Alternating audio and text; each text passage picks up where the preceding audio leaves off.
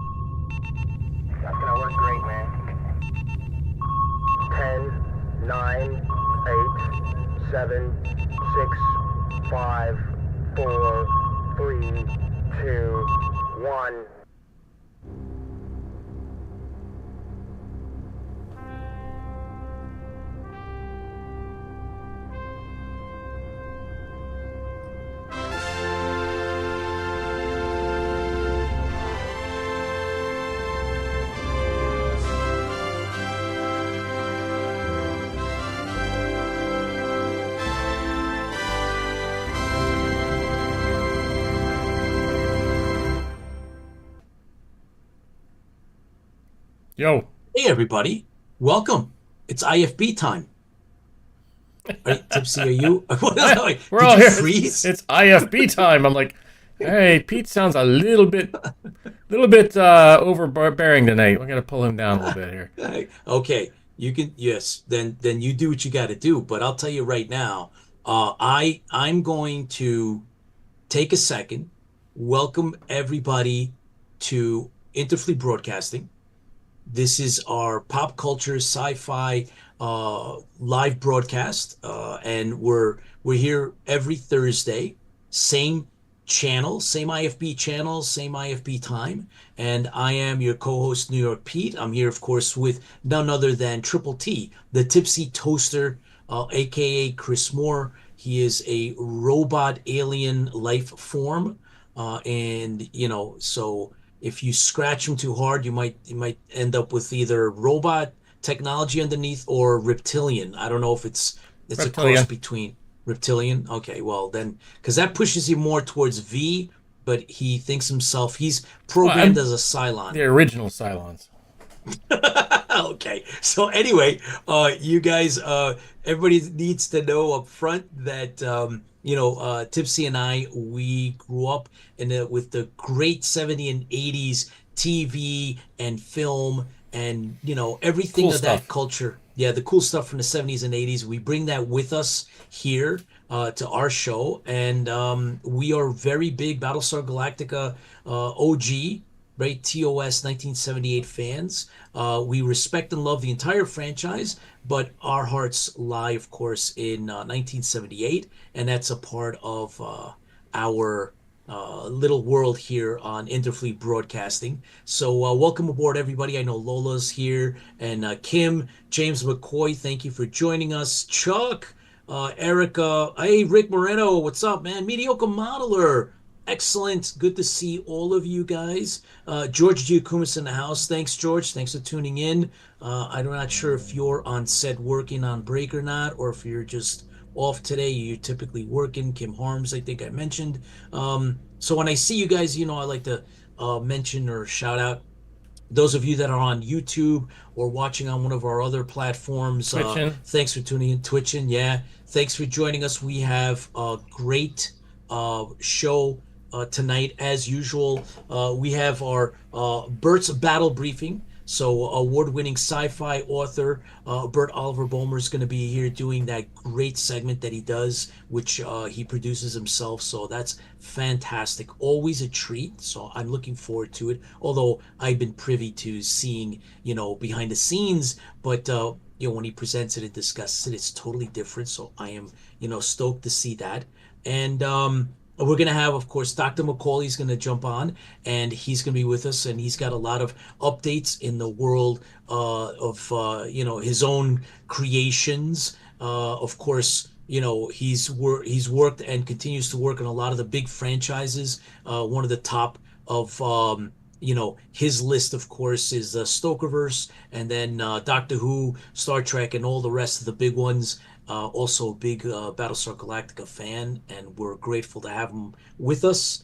And John One will be joining us at some point, and our special guest. We're gonna have a special guest tonight, and so we're gonna work through whatever that takes. Make sure that we can get him on, but Whatever it takes, we'll work through it. Whatever it takes. We'll So send the Cylon van after them. we'll send the shuttle. I was gonna say a Galactica shuttle or maybe no. a Pegasus shuttle, so it gets done correctly. But yeah, guys. So welcome to IFB. We sent the Cylons. It wouldn't be done correctly. Well, we'd probably just be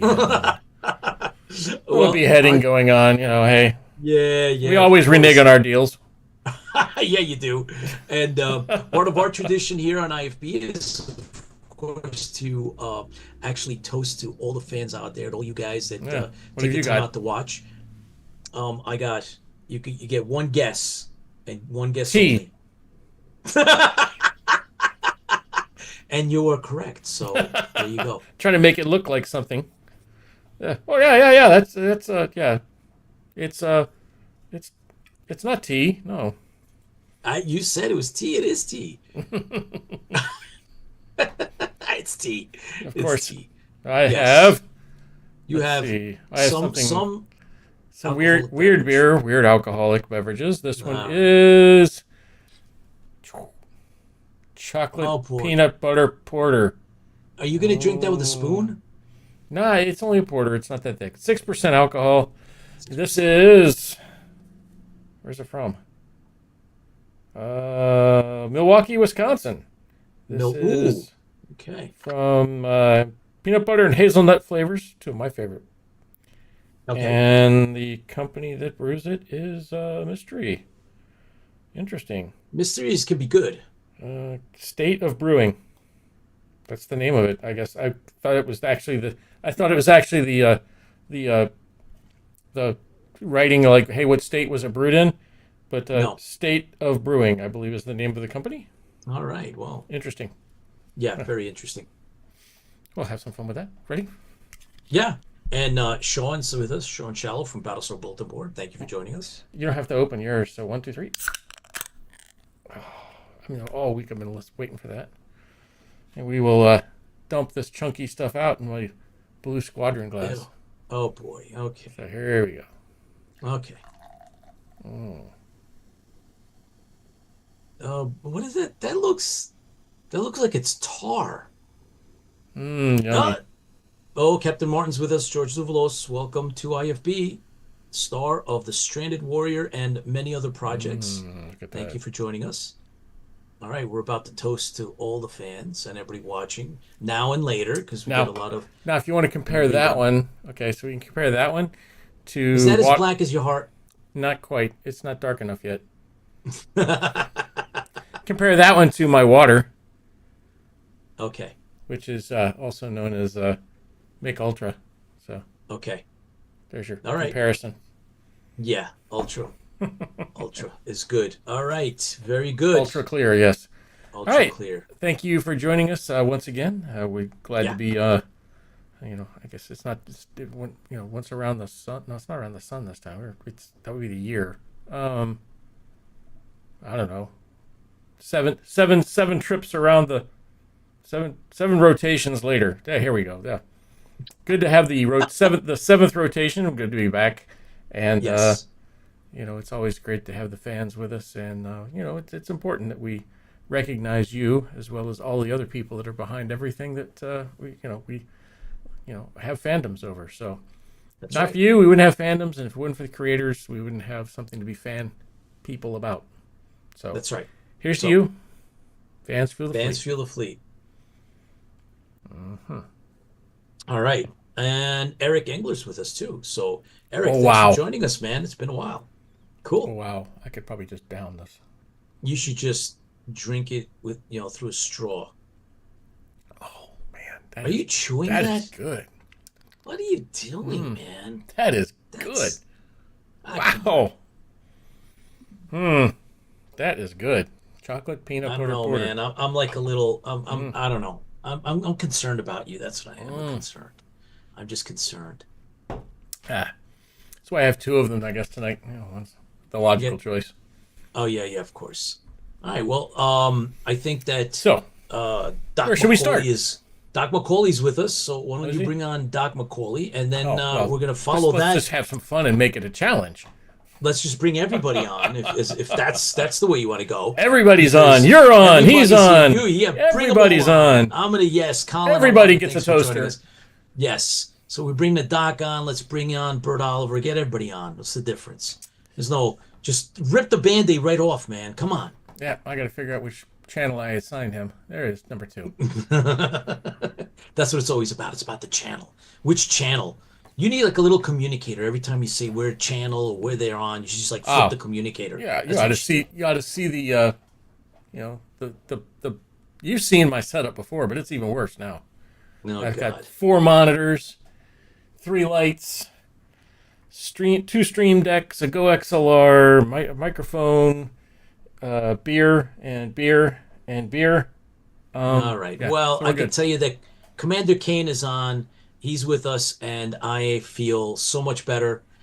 He did name the Gulf of IFB earlier. He renamed it. So No, he if renamed it a depending- better one. He had to change it again because Did he? yes, a presidential directive from the Imperious The leader. council?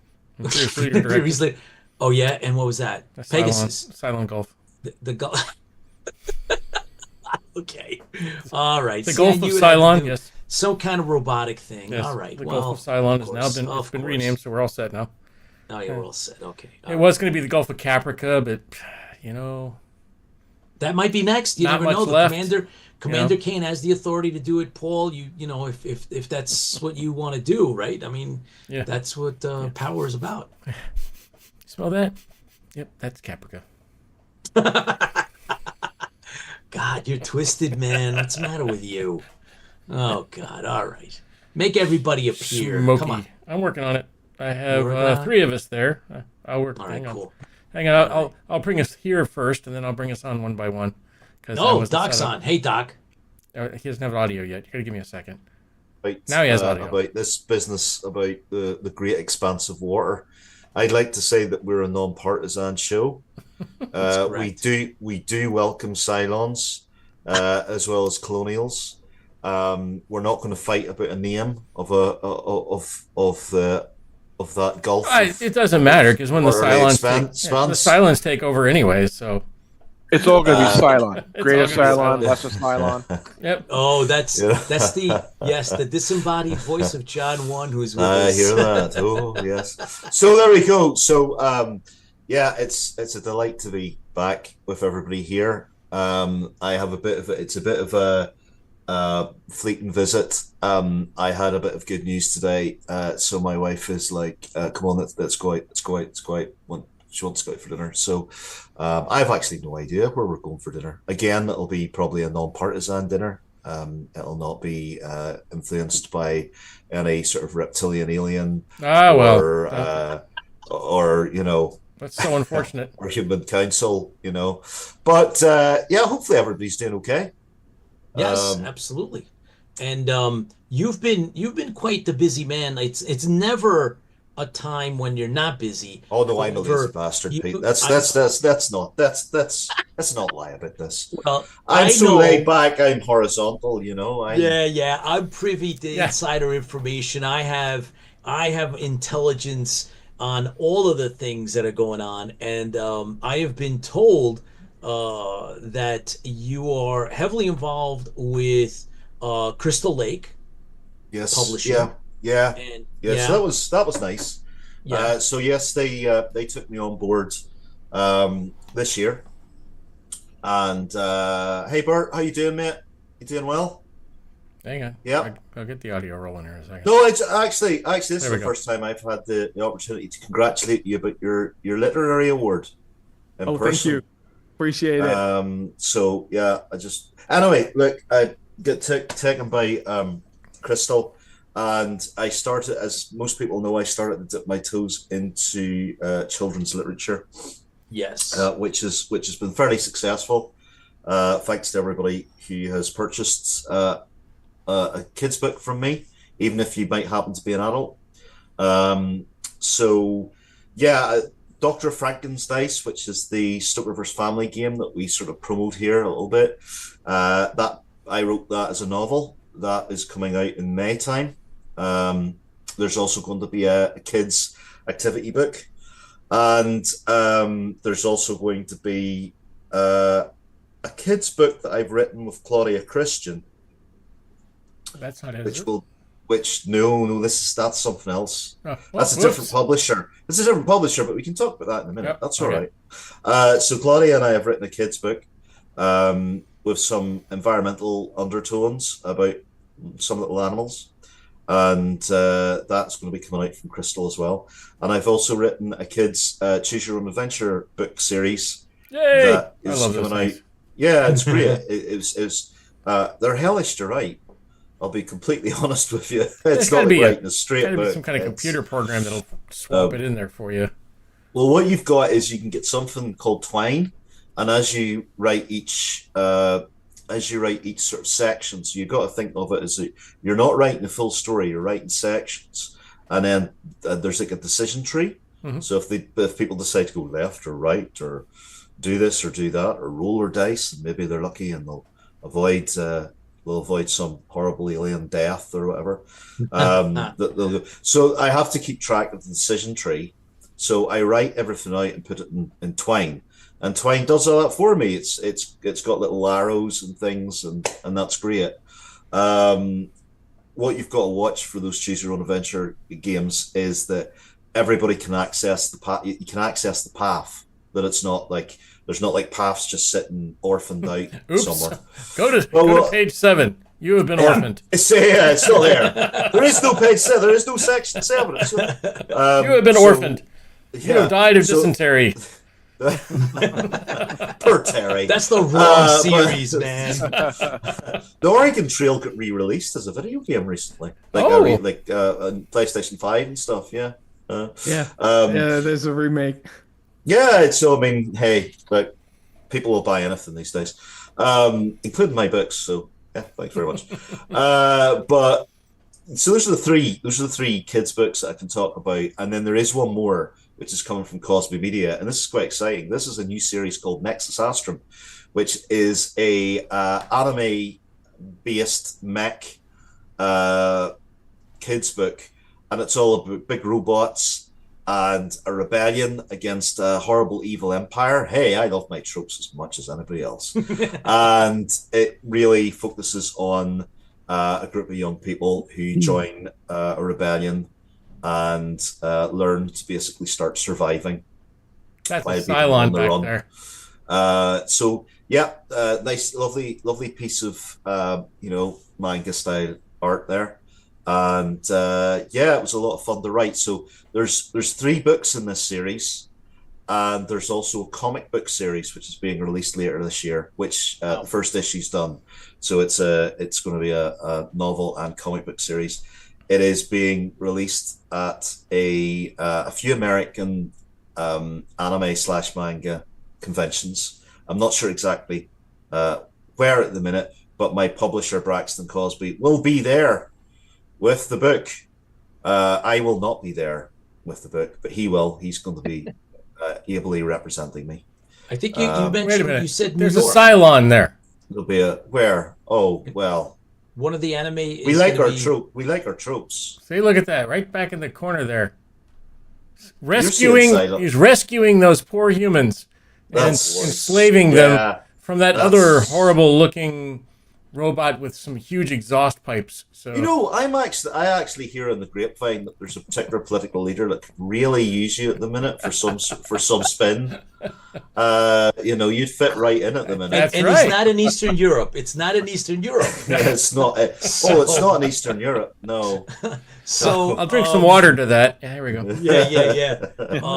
Well, we're going to talk about. Don't worry, Bert's battle briefing. We'll talk about battles. Don't worry. There's plenty of that to be discussed. So that's the main stuff. That's everything else, and then there's Doctor Who books coming out. Cool. There's a Dalek book coming out very soon. What about this? And also all sorts of stuff. And then this, yes, Solaris. I nearly forgot about that. So I was the editor and contributor to this anthology book, which is out now, which is based on the Solaris movie. Wow. I'm very lucky. I've edited and compiled 7 anthologies, 7 like horror and sci-fi anthologies for the last year, and I've got a couple more coming out this year with this particular publisher. And if Bert's interested, I'll chat to you later, Bert, if you're interested in ever supplying a story for some of these anthologies, because I think some of them will be right up your street. But this was a fun one. I had never before working on this. I had never watched Solaris at all and didn't know anything about it. And it was actually one of the most challenging stories I had to write, short stories I had to write, because Solaris is very abstract. It's quite an abstract film. So I ended up writing a science fiction horror story based on that, about hallucinations and really about the human psyche and things. So yeah, that's most of the news for me. Stokerverse card game, John, is I can tell you who the distributors are. Give me a minute. Right. Amazon's one of them. I know that. Oh, nice. I got sent this the other day, and my memory's like a sieve, so I don't remember all of this stuff. But we've got UK retailers are going to be Amazon, Chaos Cards, and the major one, Zatu. Zatu's one of the, I think it's the biggest retailer. And then we've got we've got a couple in there we go. Yeah, we've got a couple of distributors in Europe and others. But yes, this is, I think this is coming very soon. I think this is maybe next week. Wow. Okay. Maybe next week, John. So I'm gonna keep my eye on Amazon for that.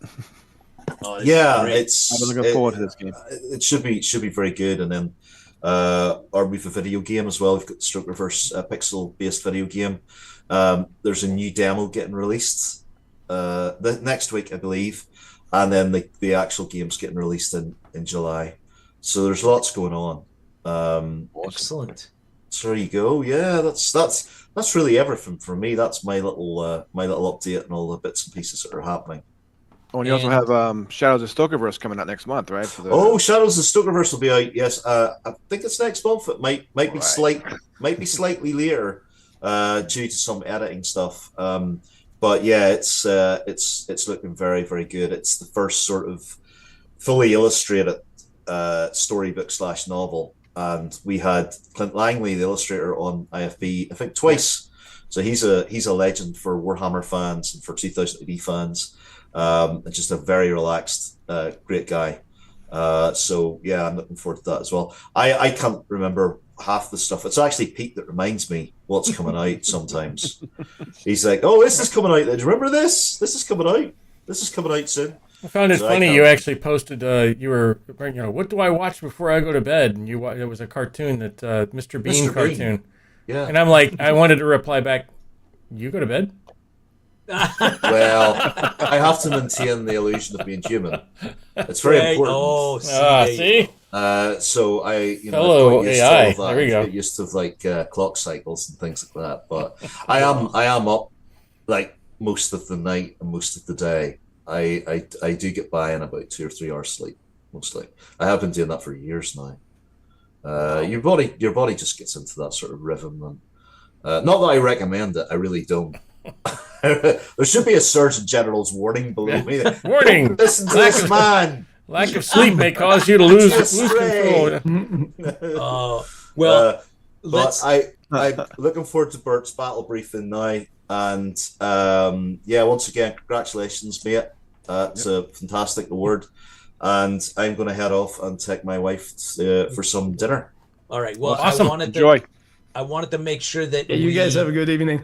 we want to thank Bonnie and and Colin for watching us live. Thank you guys for joining us here live on IFB. And before you go, Doc McCauley, 63,900 views on the Tower Protocol Resurrection trailer that you were executive producer Fantastic. on.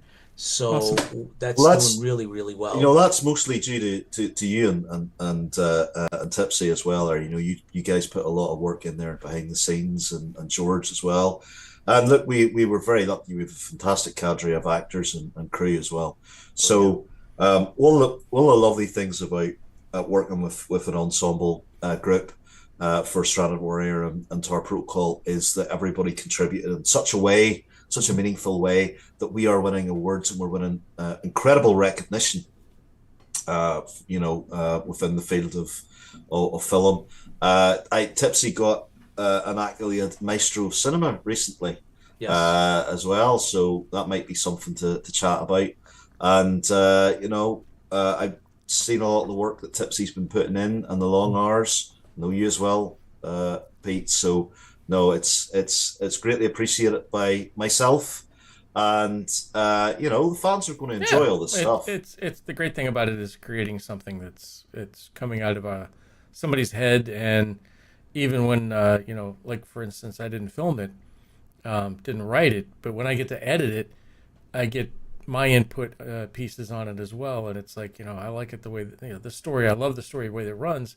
What if we went this route with it? And what if we did this with it? And it kind of gives me a little bit of ability to live in that world that someone else has created as we put it out. And of course, the most important piece about all of these things is that we're creating something that lives on past us, but also is entertaining, and it's something we learn from.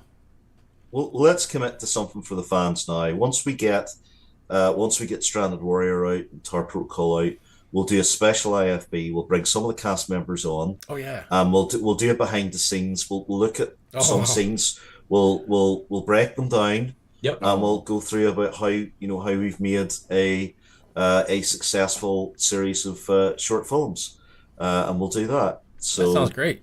Good idea. Let's do that'd that. be cool. Yeah.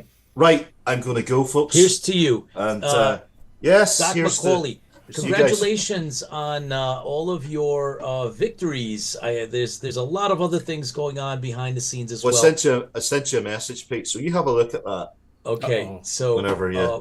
all Yes. the best to you and Slancha. everything you're doing. Yep. Thanks for coming on, and Take care. and we'll talk soon. Okay, all the Bye, best. guys. Enjoy. Bye, Hey, guys. Doc. All right. So Rick, I will pass that on if Doc McCauley didn't see that. And Erica says, I remember watching the Mr. Bean cartoon, but didn't like it as much as the sitcom. I never watched the Bean cartoon. I like the sitcom. Yeah, I You didn't know, but either. what I liked out of him the most was not Mr. Bean, but Blackadder. Oh, okay. Blackadder, yeah. Okay. That was a great series. I like Blackadder much Yeah. better. Yeah. All right. So we have John, thank you for coming on. As usual, doing a great job. I'd like to get right into the Bert's battle briefing. So let's get on. I want to talk a little bit about it amongst us, and we'll discuss. There's always things to discuss after that presentation that he makes. So and then you have a briefing to do as well, John. Yes. So we're gonna do yours as well. But let's jump into Bert's. If There. Okay, Bert, if you're ready, I Oh, I think am. that. I'm still a little bit dazzled by the sheer level of creative output by Dr. Chris McCauley. Um, Yes. uh, once you need a streaming show to remind you of your launch dates, you've reached a whole new level. So I'm aspiring to get up there.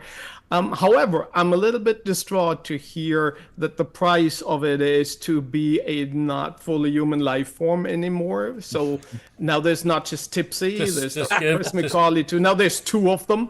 I don't know where that line is. Out here, robot overlords. And John 1, he might have some of that nanotechnology inside of him too. Oh my God. Well, Yes. I'm glad that for this battle briefing, I'm going to hold up the colonial flag. Big time. Hey! Uh, Excellent. Well done. Well done. All right, right. well, let's get started. Welcome back to Bert's Battle Briefing, where we are breaking down the strategy, the tactics, the battlefield realities behind all these epic sci-fi conflicts. Today, we're taking a look at one of the most legendary warships in science fiction. Well, I guess you guessed it, Battlestar Galactica. And here's the big question. What kind of warship is Galactica, really? She's not quite a battleship. She's not quite an aircraft carrier. So she's something in between. And funny enough, that puts her actually in the same league as some of sci-fi's most famous ships. So when we think about iconic sci-fi warships, they tend to be hybrids containing or combining roles that in the real world would be separate. You would have several ships for. So USS Enterprise from Star Trek, of course, is a great example. It's the hybrid of an exploration vessel and a warship. Starfleet might call it a science vessel, but let's be real. There are phasers and photon torpedoes and shields that can tank serious damage. The ship can dish out serious damage. So it's like if you took a World War II heavy cruiser and put a research lab on it somewhere. We come in peace. Shoot to kill, shoot to kill. Exactly. I always like the scenes, and they have this not only in the original series. I think it goes through like a red thread through the entire franchise, where you see them storming into a room, holding phasers, and saying, "Hey, we come in peace." So it always cracks me up. But I love the show, all of it. So it's an iconic ship, no doubt. Another franchise I quite like is Star Wars, and of course they have many iconic space weapon platforms, but I think the Star Destroyer I personally like the most, and that's a hybrid again of a battleship, but also a carrier, right? So you have massive firepower with turbo lasers covering every angle, but it also carries the TIE fighters for long range attacks. So it's like you strapped a flight deck somewhere onto a battleship, but you still expected it to also fight in the front lines. So what about Battlestar Galactica? Well, it's another hybrid, but she has a more direct connection to real naval history. So what kind of warship is classic Galactica? At first glance, Galactica looks like a battleship. It's big, it's armored, it's covered in turrets. But then you see the hangar base, the flight pods, the launch tubes, and all those Vipers screaming into battle. And suddenly, yeah, she looks a lot more like an aircraft carrier. So let's break down the different features. The carrier features she carries two full squadrons of Vipers, the fleet primaries defense force. And then there are the massive flight pods, the hangar pods. They're just not for show. Galactica operates like a floating airbase. And like a real aircraft carrier, she relies on her fighters to extend her reach and defend the fleet. The battleship features is the heavy armor, so she's designed to absorb quite a bit of punishment, and in several of the episodes she also does in ship-to-ship combat. She also carries big laser turrets, but they act a little bit more like a point defense than heavy primary battleship artillery. So unlike a modern aircraft carrier, she actually goes into the fight as well. She doesn't just sit back and let the fighters do all the work. But she's also not, so she's not purely a carrier, but she's not purely a battleship. So she's something in between, a battle carrier.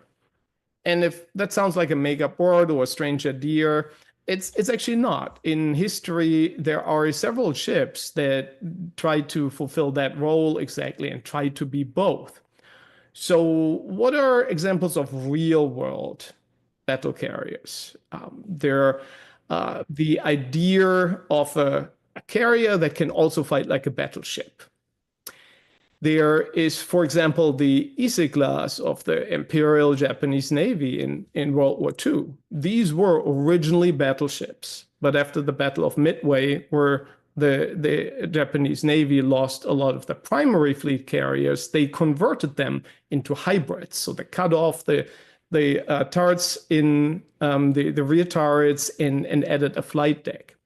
The problem with that approach was the Ise classes couldn't carry enough planes to be really effective carriers.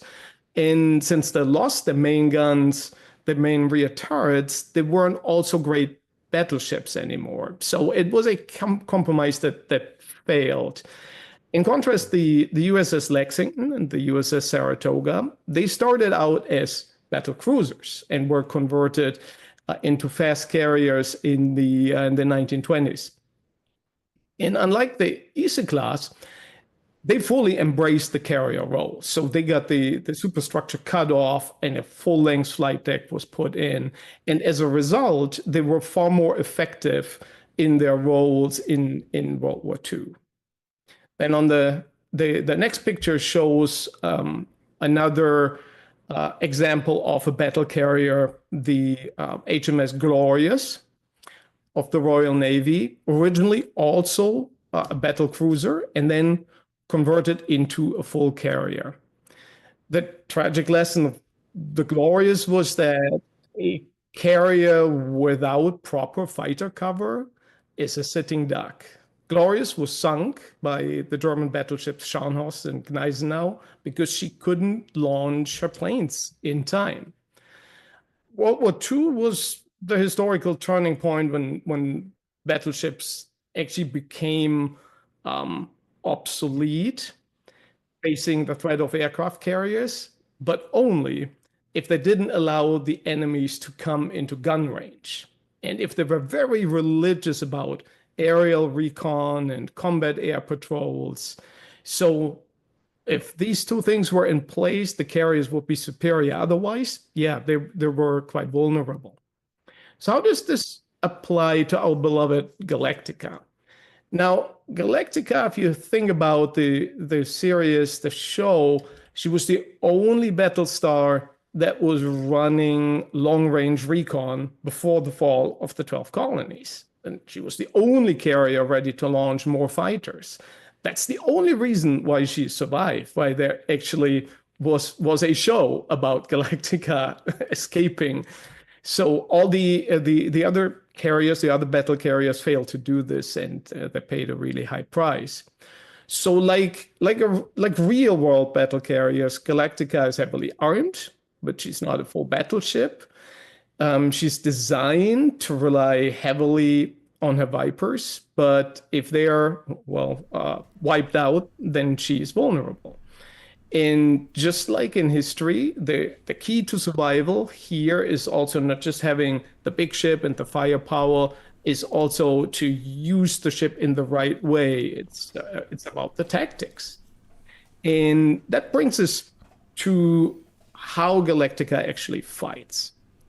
So in most sci-fi battles, the ships are basically trading laser blasts until one explodes, more or less. It's a bit more sophisticated than that, but sometimes it actually isn't. But Galactica, she fights like a real naval warship. And this is about, and I'm saying this, that is my broken record, is relatability in science fiction, right? So you have a lot of things that are exotic. So you always have to weave in a threat that is straight out of real life and that is consciously or maybe just subconsciously relatable, something that the viewer can latch onto and that is believable enough to take them onto this journey into this otherwise very exotic world. So Galactica's combat doctrine is like the carrier. You have first line of defense, the Vipers. She sends them out like a real carrier would launch fighter screens. And the second line of defense is the armor. She's built to take a beating like a battleship.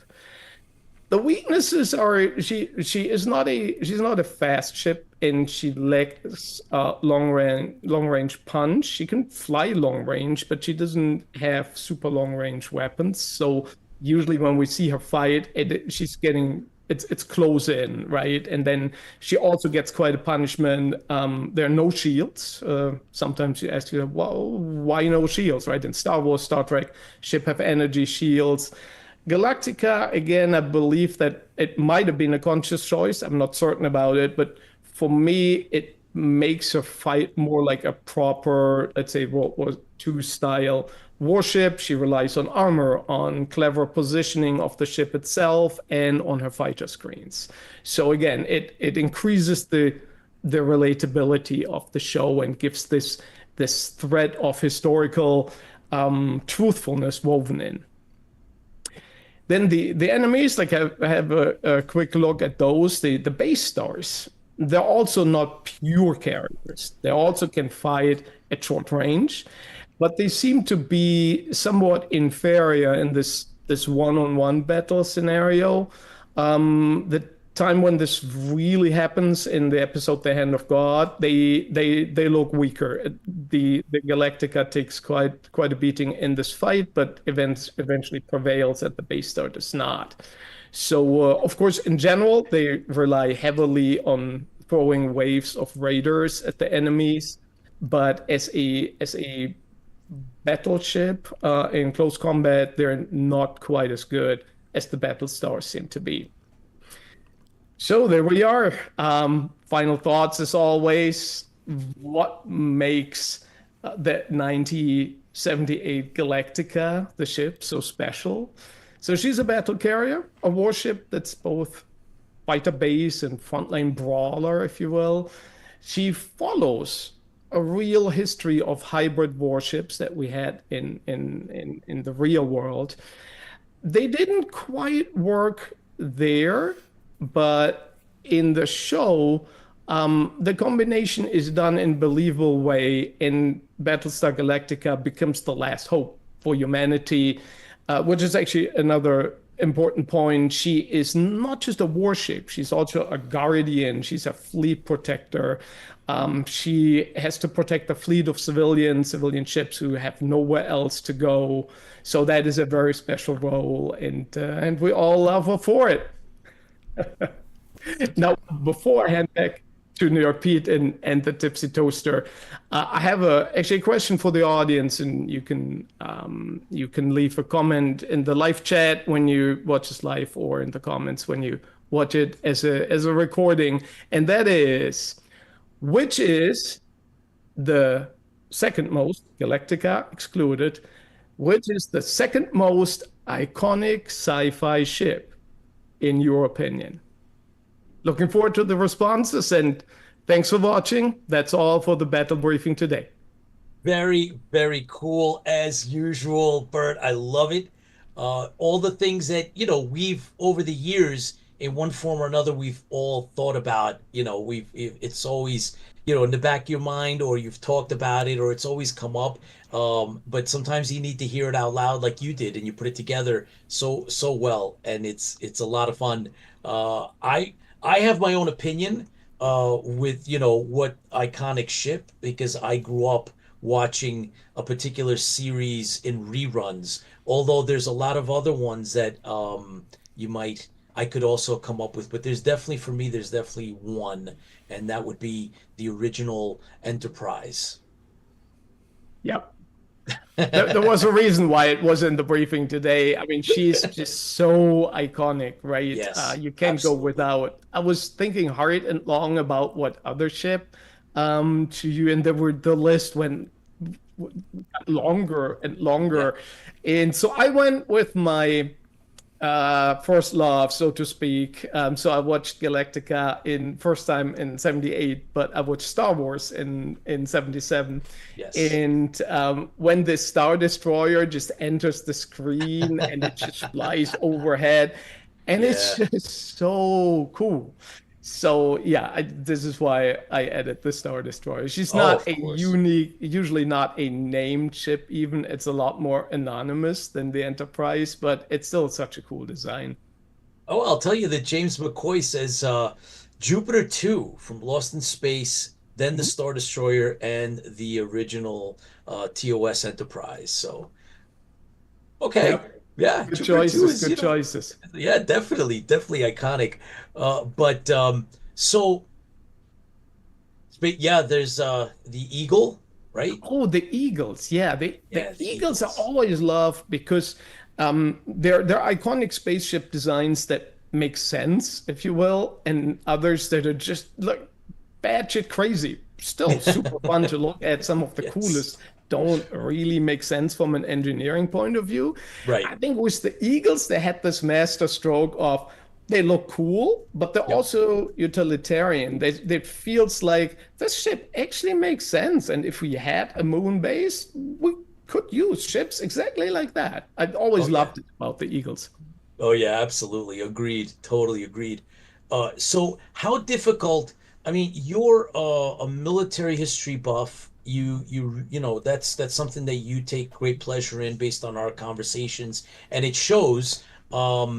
So if if you were going to say, so the other thing that always comes up in, if you take a deep cut into sci-fi is, the pitting a Battlestar against a Star Destroyer and how that just doing crossovers and strengths pitting one against the other. What would you think of that? Would Do you think a Battlestar could take a Star Destroyer? Oh, absolutely. I Yes, Yes. I always, yeah, that was a no-brainer for me too, but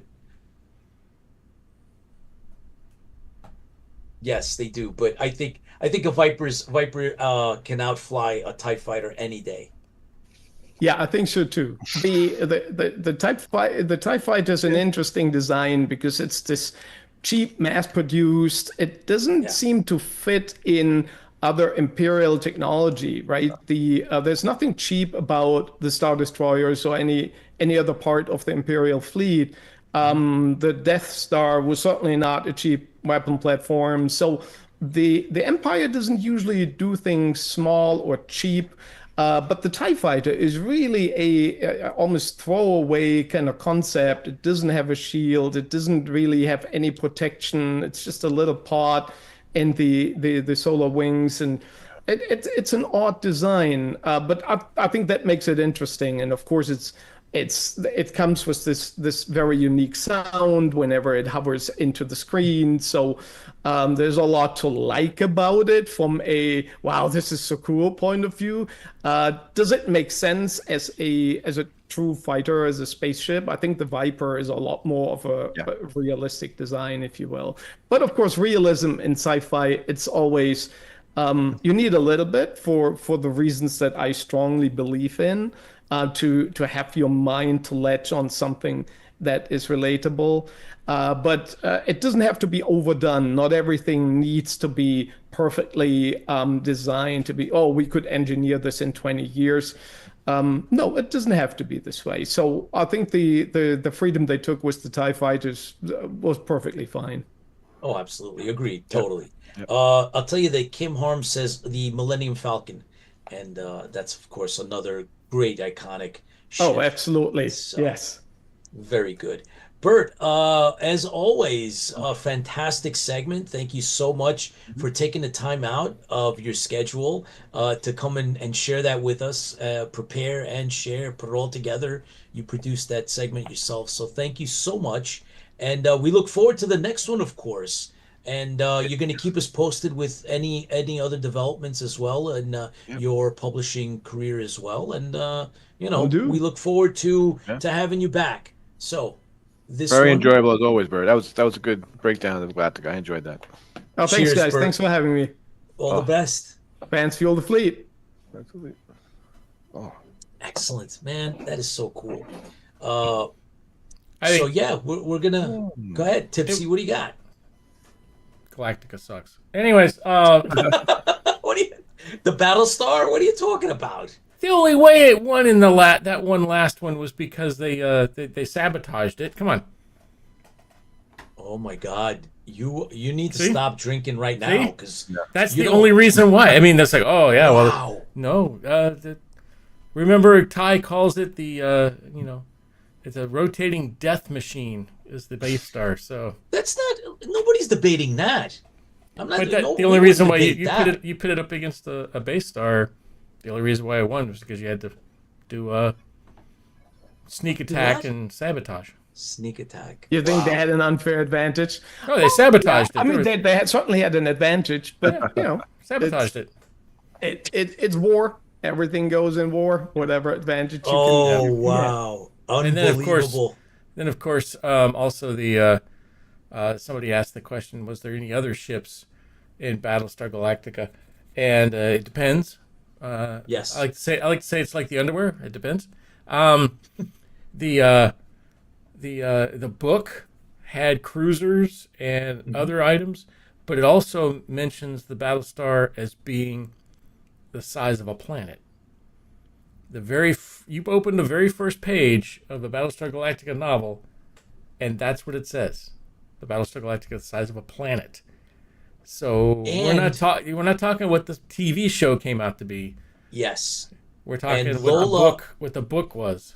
I think Lola mentioned that it's supposed to be 500 yards old, Yep, that's what. and in the book, I think it may have been the second one, the Cylon Death Machine, right? They talk about how the Galactica is so big that depending on you could walk for miles and miles, Right. That's and in that I think it's in the original first book. Wow. Yeah. yeah, it's like it's supposedly that huge, and that there's people could hide out their whole lives and never be found if they never wanted to be in the Galactica. So there's definitely clear-cut versions. However, you know what? Before we move on, Bert, there is a retired commander, Kronos, who actually commanded a fleet, and so he didn't command a fleet of battle stars. He Right. had his own battle It star. mentions the cruisers. Right, the Rykon, and then so there were other ships. We Heavy just didn't cruisers get and to see them. So whether they were decommissioned during the false peace negotiations and treaty with the Cylons, they figured they didn't need them. Or they The just Cylons, sent their of course, capital ships. yeah, so they could have, right? So it's clearly unknown, but they did exist, and they did allude to them. Fantastic stuff. I love this. This is so good. So thank There's you. a lot of material to be drawn from the let's call it the extended universe, right? Like the like the Star Wars fans do. Yeah. And it's very rich. There's a lot of material, and sometimes I have to weigh what I want to present. So at some point I decided that sort of the canon for me is what was in the 24 episodes, right? So but Yeah. if it wasn't in there, I don't weigh it in here. Yep. Right. But there's certainly no reason not to expand the format at some point. What I'm really doing is so I many times I ask myself the question. So this show, right? It came out in '78, and why do I still like it, right? There are movies that you watched maybe 20, 30 years ago, or shows you watched 20, 30 years ago, and then you watch them again and you're like, oh my God, this is not aged well at all. And then you watch other pieces and you're like, wow, this is just as good as as I watched it, 28 years ago. It is not aged one bit. And as a storyteller, I'm very interested in this weird essence. What makes a story timeless versus the one-off, one-off that is really cool. And we've all had these movies, right? It's like, oh my Yes. God, this was so good. 20 years later, it's like, I don't know. And I can't believe that I liked it. And of course, you mature, you change, you lose all your hair, all these things that happen to you. All of a sudden, you're a kid, and then 2 days later, you have to start filing taxes and all these terrible things that happen. But there's still stuff you like, even from your childhood. It's still good. And I really want to know what it is. So really deep down, every battle briefing is about the question is, why do we all love this show so gosh dang much, right? What is it? What is it that we like about the ship? What is it that we like about with limitations, the Cylons? And what is it that we like about the way of the storytelling, the mythology that's woven in? Why do we like it? Why does it give this show a timelessness that other products, entertainment products don't have? And I want to know what it is. You know what? It's something that is it's interesting because it's part of our humanity. You know, it transcends ethnicities and cultures, because something as powerful as Battlestar Galactica, Star Trek, Star Wars, it doesn't matter where you've seen it, right? The imagery and the story behind it affects us all, in a very specific way. We enjoy it in a very specific way, but there is a universality to it, and it creates that fandom. And the fandom is not an American fandom. It's not a North American fandom, right? It's a fandom that is global, and it's the same with some of these movies and shows. It's a global fandom. So even if you translate or you do subtitles for the show or the movie, the people elsewhere enjoy it on the same level that you and I talking about it here do. And perfect example is yourself. You grew up in Germany watching Battlestar Galactica, and we're talking about it over 40 years later, and it's just it boggles the mind, because it's still good. Even watching it now, but there's, like you said, like if you watch, I mean, for example, Batman 66, it's stuck in that bubble, right? It's campy, and you watch it tongue in cheek, knowing it is what it is. Yeah. Otherwise, you're like, I'm gonna turn you want to turn it off, but you want to sort of like I don't know, it's stuck in that time period, and it's meant to be what it is. And some things, like you said, just don't play well today after decades. And Galactica, luckily, is not like that. No. Yeah, Still got well a strong said. fan. And it's really, as you said, the fans are everywhere. Whoever had, wherever there was access to the material, the fandom sprung up. Absolutely. Well, again, Bert, thanks so much. Really appreciate that, and always a pleasure having you on IFB and part of the team. I love your briefings, Bert's battle briefings. They are incredible, and we look forward to hearing from you and seeing your next one. Super. Looking forward to coming back soon. Thank you, Bert. Cylons rule. Thank you.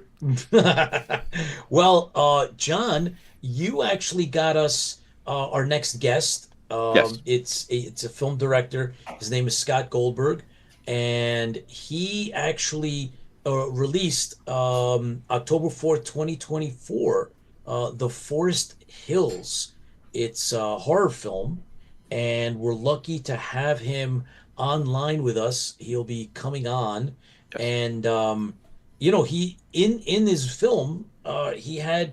I just picked two. There's many actors that were a part of the Forest Hills. Shelley Duvall, from obviously The Shining, and Edward Furlong from Terminator 2 and other projects, both of them. But those are just two from that film, and he's here, and we're going to talk about, the project, the film. I believe Tipsy might even have the trailer. Yep, I got So the I trailer. think we're gonna. Yep. You got the trailer, so we're gonna do the trailer as well. So let's welcome I think the that was direct. Shelley Duvall's last role, so that's pretty Yes, it was absolutely, yeah. So that's cool. So let's welcome Scott Goldberg to IFB at Fleet Broadcasting. Hey Scott, how are you, man? Good. How are you doing? Can you hear me all right?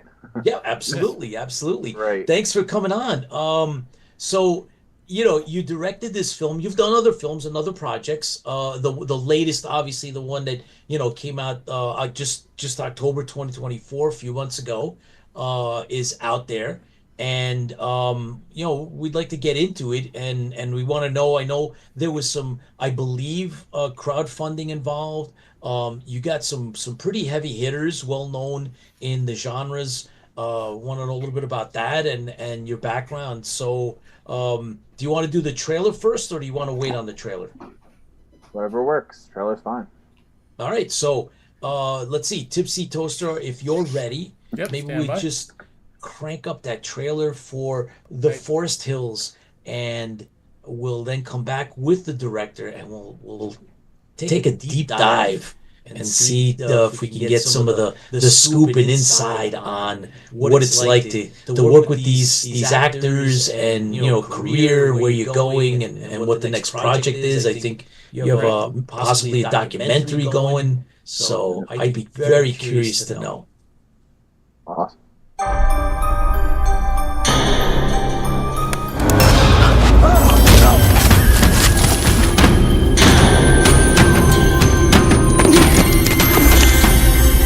Now you all have to be very careful of the beasts out here. I'm not gonna tell you what kind they are, because every single time I tell the locals, they'll just laugh at me like I'm some sort of a clown. And I know I'm not crazy. There's a deep, animalistic, non-human instinct only I can feel. I need to see bloodshed. I think right now we should start talking about making you as comfortable as possible. Make sure your quality of life is as good as it can be. I guess Rico's gonna have to get me a casket. Do you remember I locked you and your sister in the car? I need to get help from my brother. I understand he was seen twice by two of our workers.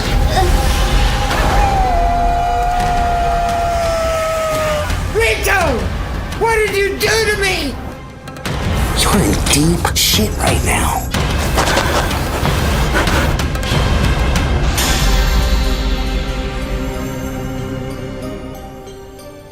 Wow. Wow. Way cool. So Scott, tell us, you directed what what other roles did you play in this project?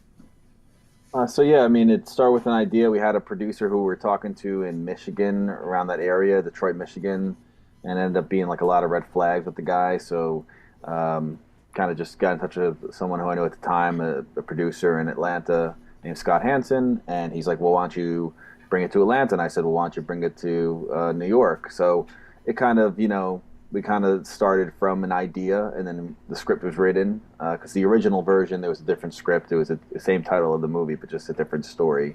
So it kind of started from there. So directed, produced, wrote, cast, like the well-known actors, I guess. And just people who I always wanted to work with and really look up to, like Edward Furlong, Dee Wallace, Shelley Duvall, and stuff. Yeah. So. Wow. So Scott, what drove you into movie making? What was the catalyst? Is this something that you wanted to do since you were a kid, or is this something that how did that happen? Yeah. So I was born in '82. So like, for me, what I enjoyed watching was like Steven Spielberg films, or like Tobe Hooper's as they say, it's Tobe Hooper's film, but is Poltergeist.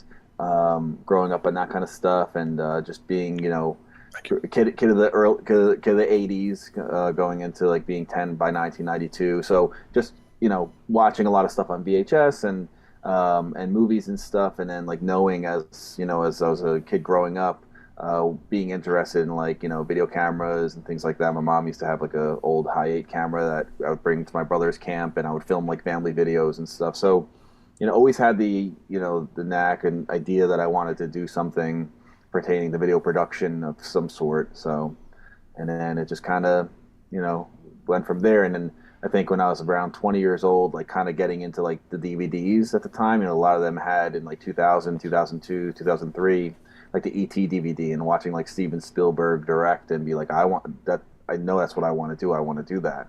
And stuff. So just seeing the special features like Detroit Rock City with Edward Furlong in there, and just like watching all those things, just like kind of cemented the idea still that I still wanted to go on that journey. As years prior, also trying to, like in 1999, shoot on a VHS camera to make a film called Dead End about this killer who it's a ripoff of Halloween, like killer who kills people in the neighborhood and stuff. So, but and then ultimately learning to find your voice as a filmmaker and create stories that you feel that you want to see. It's kind of like musicians in a way. I hear a lot of them say, I think like My Chemical Romance. I think Frank Iero or Ray Toro, one of the guitarists, said something about like creating, like if there's nothing out there that you see, create that, because no one else has the ideas but you, and no one else has that voice but you.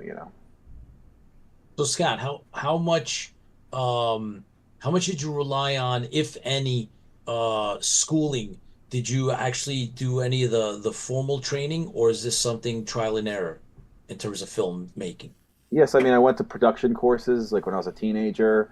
Went away to camp and did like things like that, video production and whatnot. I remember Pennsylvania, Camp Island Lake. They had like video production courses, and then like I think it was I don't know if it was Long Island University or somewhere around that area in Long Island, New York, going to courses for video production, and then in college going for film and video at community college, so, and just kind of always keeping that within my mindset and grasp of just working with people and kind of just pushing along, and then after college doing stuff independently. I met a guy named Chris Garitano who kind of showed me the ropes as far as like you either work as someone who works fetching coffee on set as a PA, or you have a camera now, you have digital video nowadays, and this is back in 2004 2005, you can make your own movie. Digital had went from analog prior to that, and then from 30 frames a second or 60 frames a second, it became 24 frames a second with the DVX 100, which was a camera that a lot of independent filmmakers like myself sought out and coveted and like grabbed and says, now we can make movies. Now it looks like film, So there was a difference with the frame rate, and kind of like wanting to create on that and make documentaries. Granted, it was low quality stuff, but at the time, then a couple of years later, high definition started coming in like 720p, 1080, and then now 4K and 8K and whatnot. So just technology just advances, and I guess nowadays what I say to filmmakers, whoever reach out, they're like I say now is the like easiest time to make a movie because of the technology, and a lot of cameras are matching what modern cameras match. A lot of them do look the same. They all have their different color sciences and stuff, but they all have it's easily accessible now more than ever. You can just make a movie, even like like on an iPhone as well. So Scott, how do you then take this drive that you have and the idea of making the movie? How do you go about fundraising and then actually getting some of these named actors that you got? Sure. So I was very lucky to know a friend named Elliot Dresnick from Long Island, and he and I connected maybe about 10 years ago through a mutual friend, and I used his office. He's a gastroenterologist. He has a practice in Long Island, and we basically just he let me use his office for filming a short film I was doing called The Drifter at the time.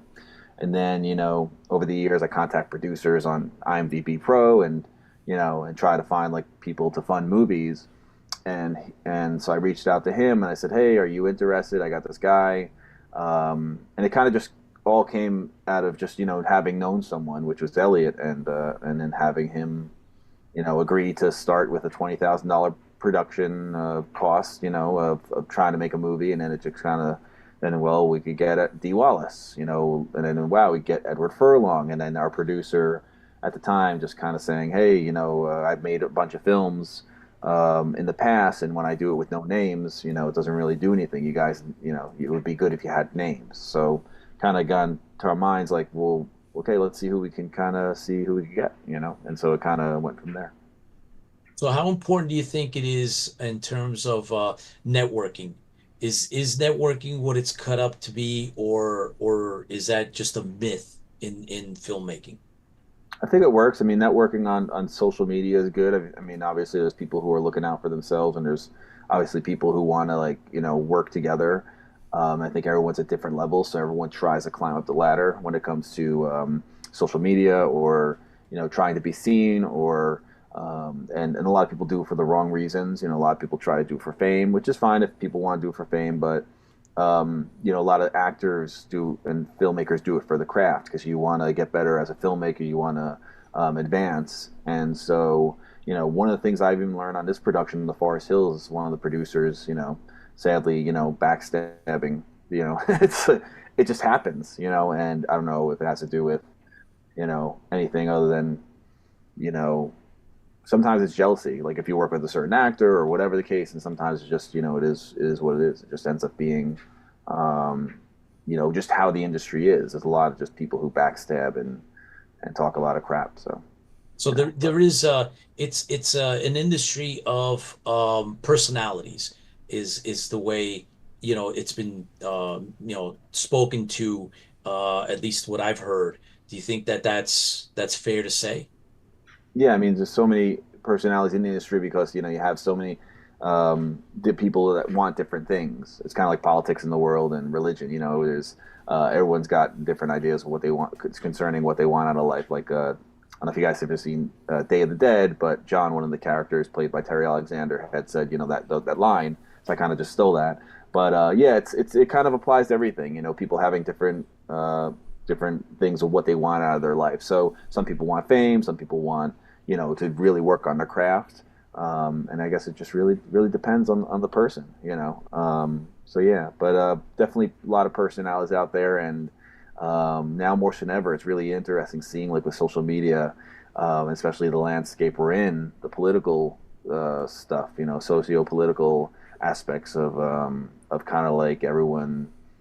I don't know what your political beliefs are, but like people kind of connecting their beliefs with who they are. And then you see a lot of, like, every 4 years, whether it's Democrat or Republican, you see people unfriending each other based off of political beliefs. They attach that political belief system to themselves, So it's I like social media to a degree, but also it could be very damaging to relationships as well. So yeah. Agreed. So tell us then, let's zero in on The Forest Hills. It's a horror film. If it's it's square right into the horror genre. And how long did it take you to actually from the idea stage to actually release? How long did that take you? Probably April 2022 was the initial idea stage, and then the release was October 2024. So it took a while. Okay, And, so yeah. it took, for all intents and purposes, give or take 2 years. Yeah, we had an original cut that was out there, but it was more drama because the storyline was where it was kind of like a reveal at the end, and then there was chaos. But we decided to go back and kind of just do a lot of reshoots to kind of intertwine two cuts together of the film. So there was the drama cut, and there was the elements of adding on horror. So that kind of took some time, and then obviously post-production and the scoring and the color grading and everything to kind of just finalize everything. Yeah. So tell us about the story itself then. How do you go into this horror movie? Where does that come from, and set that up for us a little bit? Sure. So the horror elements are, I've always been interested in like dark horror, so trying to make something that's dark and non-cliche and stuff. And there's some comedy and stuff, but just having the idea of like I said with before, we had a producer in Michigan, Detroit, Michigan, and we were kind of discussing, wanting to work with one of the actors I worked with, which is Chico Mendez, who plays the role of Rico in The Forest Hills. And for some reason or another, he ended up not wanting to work with him. And I had promised Chico the role, and I said, I really want to work with him on the project. And we just didn't see eye to eye, the producer and I. So kind of just starting with a process of having something for Chico, having something for his character, and something I know he could play because I've known him for 20 plus years, and just having him, kind of just delve into the character. So it's about a guy named Rico who supposedly has head trauma, who was, in the Catskill Mountains, camping in the Catskill Mountains, and he ends up, having a lot of issues. And his sister tries to take care of him and has a lot of issues with taking care of him because they don't have family anymore, and he's delegated himself to living in a farmhouse, like a big farmhouse that his sister owns. She didn't know that. And she's trying to be his caretaker and stuff, and then kind of delving into that and the relationship between him and his mom, and what they had, which was played by Shelley Duvall, plays Mama. And then just everything around that with the head trauma group that he goes to, and the mental health aspects, and the characters of Billy and some of his other supposed friends that are making him believe that he's a werewolf. So, and then kind of just delving into trying not to make it cliche, because a lot of werewolf films can get cliche. People get bit and then they transform at the full moon, which is fine, because back then, the Universal monsters like the Wolfman, and then like American Werewolf in London and all those things, and Howling, there was a time for that. And I feel like nowadays it's like, now we need films, especially in the independent world, where it needs to be different. You can have a concept, but you got to make it different. So that's kind of where that kind of came about, as far as the werewolf idea with that. Yeah. Cool. Very cool. So my co-host, Tipsy Toaster, he wanted to ask you, or at least have me bring up Zoom directing and filming. How do you interpret that? Sure. Yeah. So yeah, when initially, because I have a 3-year-old at the time, a 3-year-old daughter, now she's 5. I wasn't traveling a lot, and I don't like flying, and obviously with today, what's going on the last couple weeks, it's been pretty crazy to see what's been going on, but with aviation. So at the time, I didn't really want to travel, but there was an opportunity to work with Shelley Duvall, and it was through FaceTime. So the first 2 times I worked with her was through FaceTime, and I think there was one time over the phone because I had a wedding that day, and then the last 2 times I actually traveled to Texas finally to work with Shelley. So, and we spent like 2 days on the final day with her, and so with bringing her cappuccino, bringing her dinner, hanging out with her, filming interviews, like really, kind of building up her the story of the character, because initially it was like a cameo. So just FaceTiming was something that I did to direct. Shelley Duvall on the initial shoots, as the production traveled from Atlanta to Texas to film with her. So it was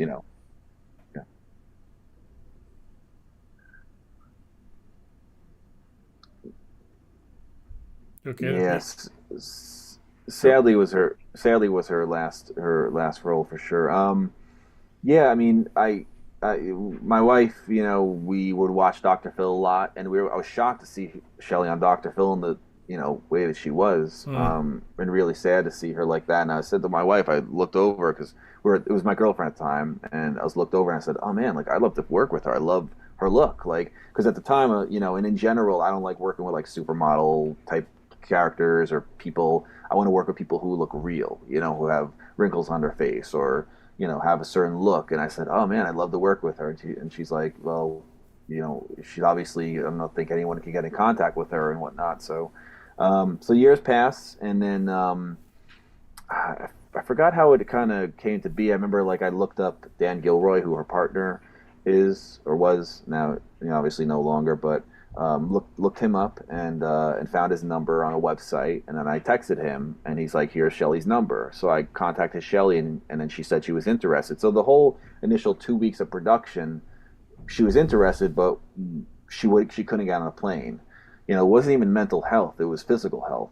She passed of diabetes, but at the time she had a really bad infection with her foot and her leg, and it was just getting worse and worse. So she was able to drive around, but as the time progressed over those 2 years, knowing her, she ended up being bedridden to where she had to have hospice. After the hospice was after we finished filming, but it was apparent that she was getting worse. So I'd be on the phone with Dan and kind of say, what can we do to get her help? And so Sarah, who runs the Shelley Duvall Instagram, she did a fundraiser to get her like a new bed, and stuff, and other things that she needed. So she did like a fundraiser of like $5,000, and that helped Shelley. So we tried our best to, help her, but it's like they say, ultimately the person who, if the person doesn't want that help, they're not going to get it, So she was in the hospital, I think, at some point prior to her passing for, getting help, for her wound, medicine and things like that. So, but, yeah, I mean, for when I was on location with her, I didn't notice anything as far as like any sort of mental health, like the Dr. Phil thing. It was, what I noticed was just a sweet, caring woman who was funny, witty, and it's like everyone has their moments, as far as, whatever they're dealing with. And mainly it was because of pain.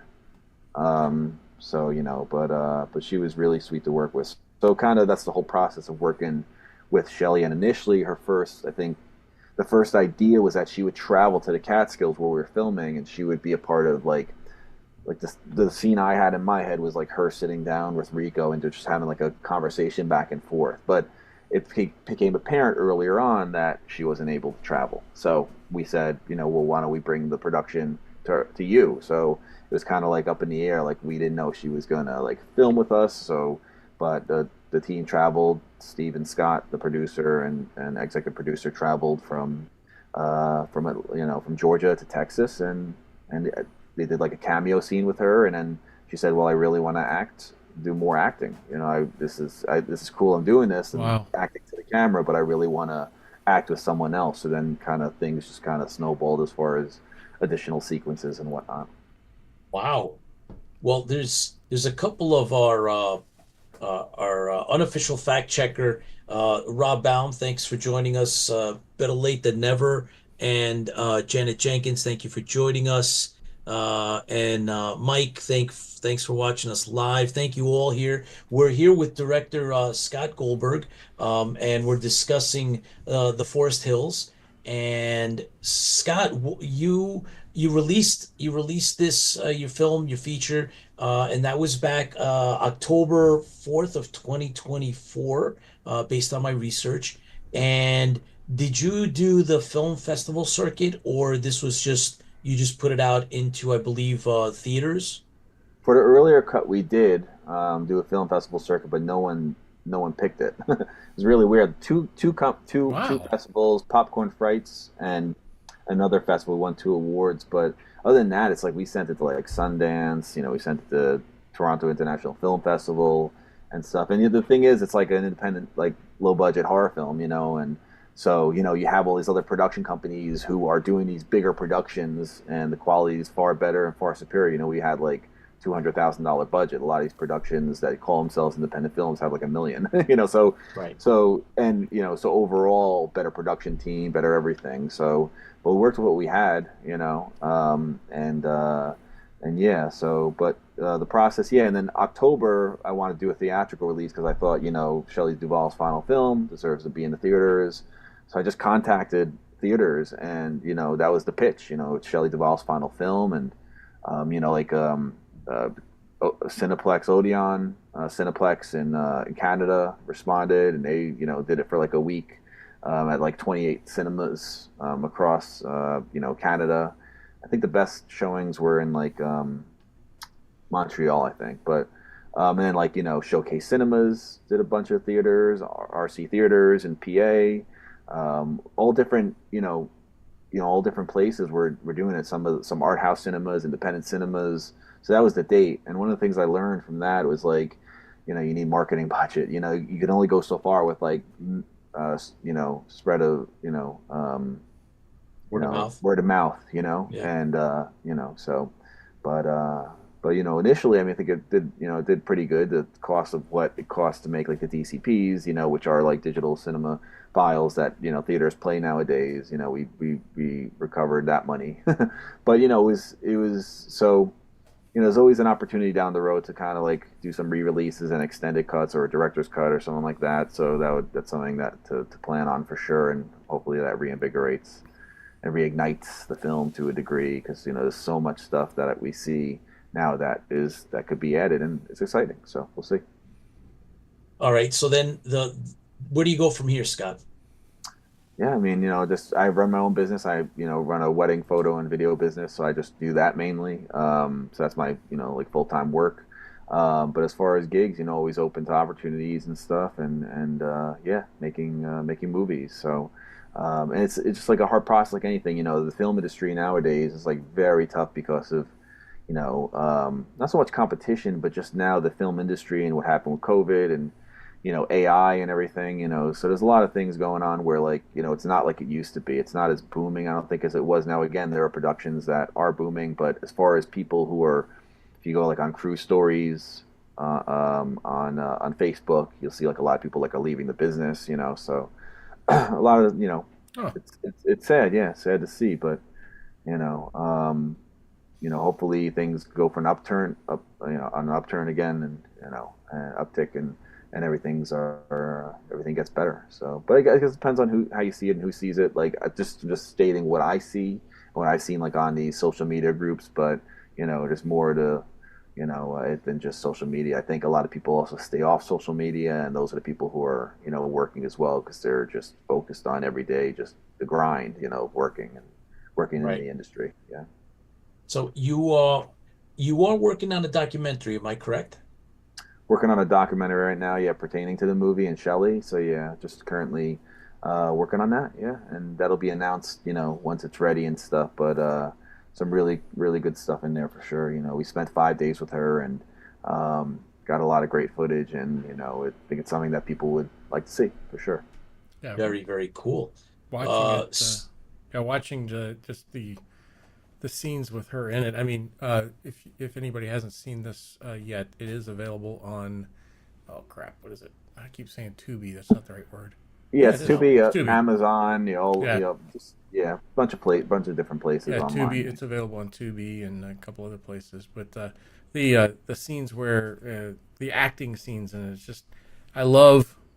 I know it's as a director, you're there as well. I love to see them create that character and live in that character, but then on the other end, as being a director, here you are working with somebody who's Shelley Duvall and other people that have been in the business for a bit, and is that a little intimidating at that time? Was it something that hey, I'm going to sit there and tell Shelley Duvall it's not the way I want that? Yeah, well, she was very kind. She was very open to like hearing. You could see like in the documentary, she's just like, she is on like just looking and like intent on like trying to wanting to do the best that she could and stuff. I mean, but yeah, it was a little nerve-wracking a little bit for sure. It's and I tell this to a lot of people who always ask me too about like Shelley. It's like I didn't see Shelley as like Shelley Duvall from like The Shining. She looked so different. It wasn't. I couldn't really put two and two together. It's like when you're in the moment, it's Shelley Duvall, but she doesn't look like Shelley Duvall, So there's definitely a difference there as far as that. I mean, initially meeting her, wanting things to go well, not really having worked with her yet on location and stuff, for like until like the third, I think it was the fourth time, but then seeing that, just very sweet, very kind, and she was very sweet. Was very sweet and funny. So, and she knew how to crack jokes and stuff. And yeah, it was really nice to work with her. Cool. Very cool. Well, Scott, thank you very much for, walking us through, your journey with the Forest Hills, and, Shelley Duvall is one of the, I pretty much, the name in amongst others. There's others, a lot of others in there. But very, very cool stuff. We hope to hear other great things from you and your company and your productions. So please, keep us in mind when you have when the documentary. We'd like to help get the word out. Appreciate it. Thank you so much. Yeah. Is there like a crowdfunding for the documentary or anything, or Yeah. What was that? Is it currently? No, Is there a crowdfunding or anything for the documentary, or? No. It's more of a. This is going to kind of be announced. Yeah, it's because there's nothing really needing to be done with it. It's just footage, so I'm just putting it together, kind of thing. Yeah. Whereas the film had to be crowdfunded, for sure. But the original production. But yeah, the documentary is just. Yeah, I just have the footage and just put it all together. Yeah. Ah, cool. Great. We'd love to see that. Yeah. John one says you're going to be at a convention soon. Yep. Yeah, I'm going to be there. Yeah. I'm really excited too because I don't go to conventions. I used to back in 2008 at the Think Fangoria Weekend of Horrors, but yeah, no. And I was there with my friend Paul from Friday the 13th Part 3, but no, but I'm excited to see the Blair Witch Project cast, Heather, Mike, and everyone. Yeah, very cool. So yeah, John will stop by and say hello. Awesome, looking forward to it. Very cool. Oh, fantastic! I think I want to ask one more question. Oh, go ahead. Sure. Yeah, of course. Being a director and having your dream, what would be the one franchise you would love to kind of work in? Would it be Friday the 13th? Would it be something similar to that? Or would it be something that you would like to do a spin-off of? Oh, man. Tough to say. I mean, yeah, that's a great question. Let's see. I love Carpenter films. Like, I love, even though it's not a franchise like The Fog or They Live, but I'm a big fan of, like, John. The Thing. Love Halloween. Yeah, The Thing, of course. Yeah, I'd have to think. But probably... I'd love to do like Romero's Day of the Dead from 1985. Oh, yeah, I'm a big fan of that. Or The Shining. But that's already done. That's already done. It's all good. Or like Friday 13th for sure. Yeah, Friday 13th would be cool for sure. Yeah, but like any of those films. But Day of the Dead to me is like Tom Savini's just ultimate gore effects.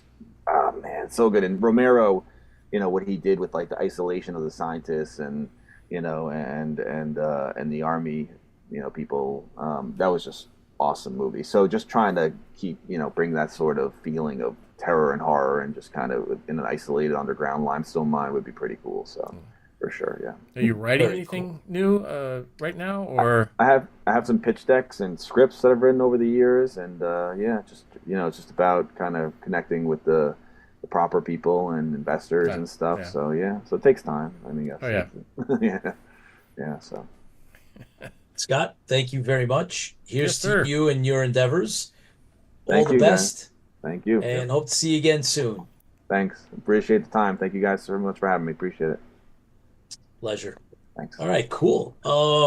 Fantastic. I mean, we went from Doc McCauley doing, writing his stuff to then Bert Oliver Bomer, and then we get Scott, and now we're going to be working and hearing with our very own John One, and he's got his own report to give us. Maybe. So that's really, really cool, and I want to thank Donald for coming on. Thank you for watching us live.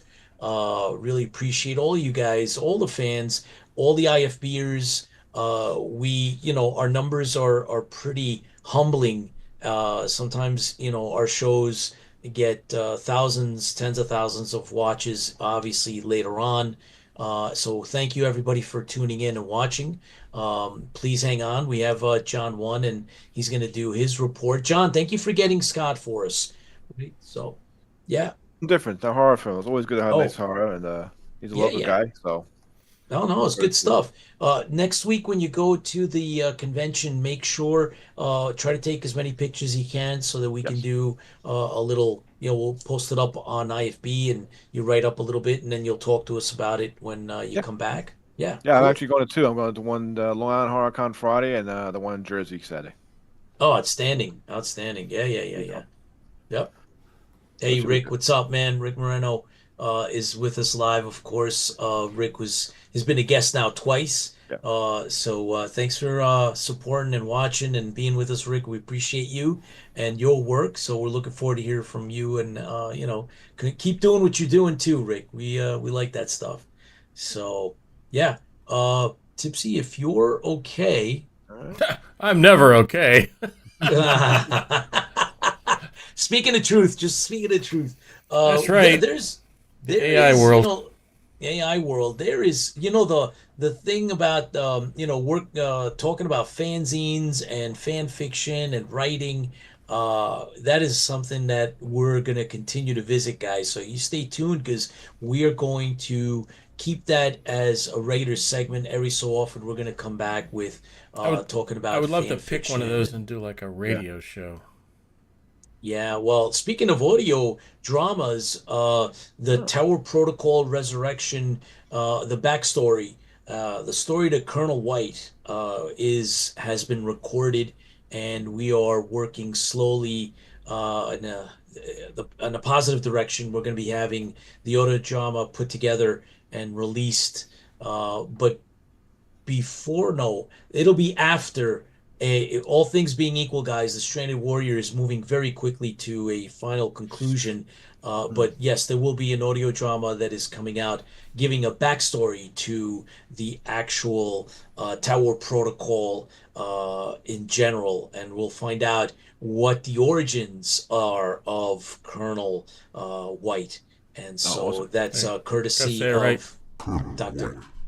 Yes, courtesy of Dr. Macaulay delving into the story based on the Tower Protocol that George and I came up with back in 2003. When 2004, we released our first project called the Tower Protocol, and now we have out the Tower Protocol Resurrection.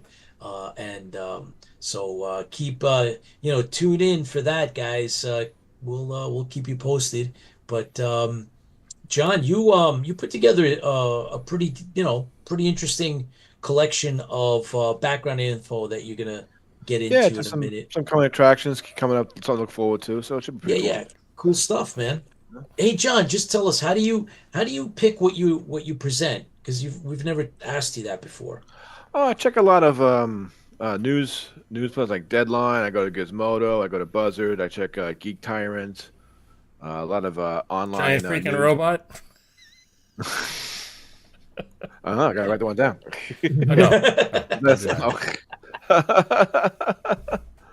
It's just a lot of news places. Entertainment Weekly.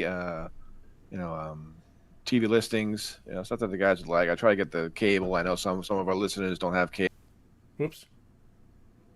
First freeze of the night. Hang on. All right. And we're back. Very good. Okay, sorry about All right. that. So, Gotta love those internet freezes. Oh yeah. It must have been something John said. It triggered it. I'm sure it's Yeah. one of those. Bird, one of those AI things. It picked up a word, John. Yeah, silent thing, whatever. Trigger sequence. That's it. Yeah. So Bert, how do you what is it? How do you pick the topics for your segment? Like, what's your process? My process is I think about what could aggravate Tipsy, and then for the next time I do one that Tipsy likes because I'm a fair man and I like balance. It's okay. We can talk about the that's Galactica, excellent. the target Galactica. Perfect. I mean, yeah. I love your model, Bert. That's a really, really good model. It's simple. It's beautiful. It works. So, oh my God! Do we have an idea what next time is going to be yet? Well, I assume this time was a tough one for you, so you'll like the next one. Oh, Excellent. okay. All right. Excellent. I'll do my best. So Tipsy, we're waiting. It's all on your shoulders now. Ready? Oh, I didn't know. All right, John. Dang it, John. Move back to your right. There we go. Sorry about that. He's all over the place. And it's yours, John. Oops. Why? Why? Stop. Dang it. There we go. Preview. You're going to preview. Ooh, That was weird. Yeah. Oh, Monarch. Yeah. Okay. Now we're good. No. No? No. What are we talking about first? We're going to talk about Marvel bringing back the Luke Cage in them. There we go. How's that? That's Taylor Lautner. I don't know who these people are. That one? That one. All right, we'll start from there.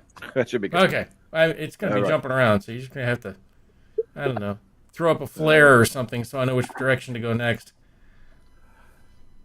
Okay. All right. We have some common attractions. Marvel's head of streaming television animation, Brad Winderbaum. In a new interview, Winterbaum said Marvel is exploring bringing back Jessica Jones, Luke Cage, and Iron Fist. Jessica And that Jones was a pretty good awesome. series. Jessica Jones was great. Luke Cage was awesome. Good series. Iron Fist. Yeah. All right, but all three of them are good. So they might bring that back. I think they're waiting on how well Daredevil Born Again is going to do.